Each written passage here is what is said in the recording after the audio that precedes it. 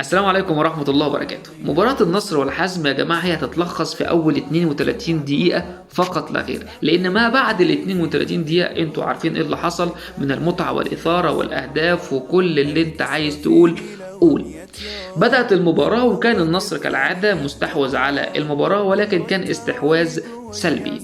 الميزة ان النصر على الرغم ان هو كان استحواذه سلبي وما كانش بيوصل لمرمى الحزم كتير، الا انه كان بيقدر يستخلص الكورة بسرعة. يعني ممكن خلال 30 20 15 ثانية يلاقي النصر بيستخلص الكورة مرة تانية ويرجعها لصفوفه، وده كله كان بفضل عبد الله الخيبري.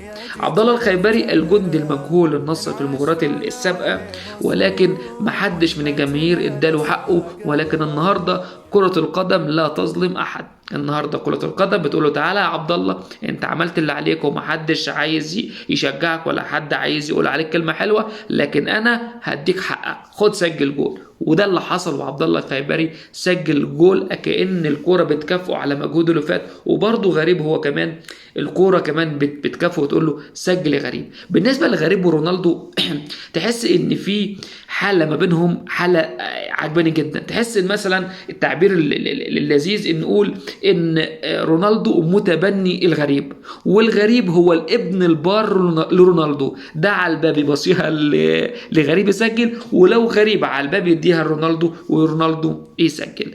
نرجع بقى لقصة ايه السبب ان النصر اتأخر ال 32 دقيقة لحد ما يسجل. مدرب الحزم هو الراجل شاف المباراة السابقة لنادي النصر وعارف ان النصر لو سجل كل سنة وانت طيب.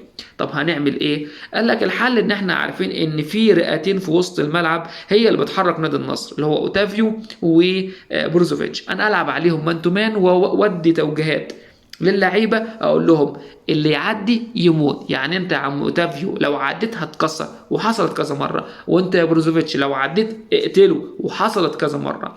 فلما حصل ده خلاص قوه النصر قلت.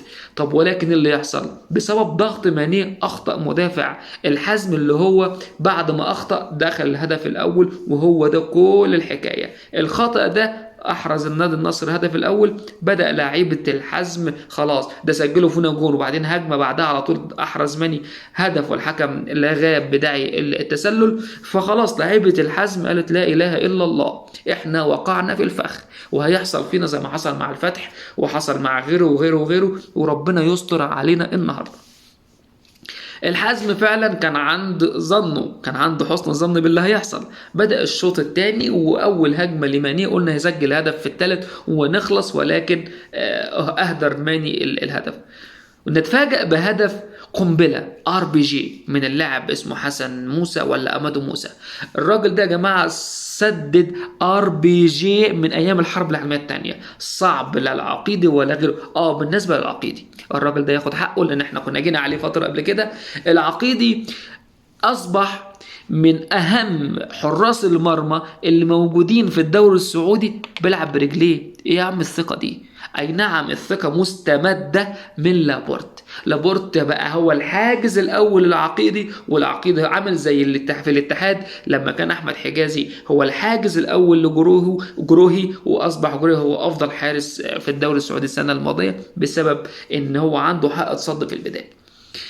بعد ما الحزم احرز الهدف تحس ان لعيبه النصر ما تعرفش في ايه. انا عايز اوجه نصيحه للجهاز الفني او الاداري في نادي النصر، لازم يكون عندكم محلل نفسي يمسك اللعيبه.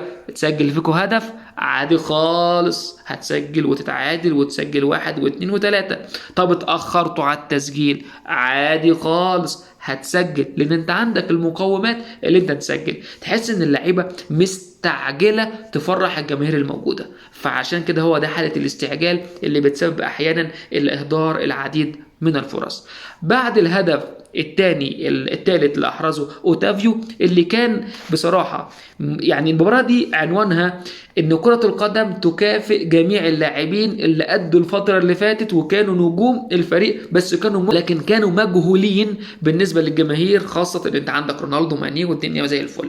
اوتافيو احرز الهدف الثالث وهدى الدنيا كلها، وبدات بقى زي ما انت عارف بقى اللي حصل، الرابع والخامس الفرص اللي ضاعت ومبروك للنصر وهارد لك للحزم. سلام.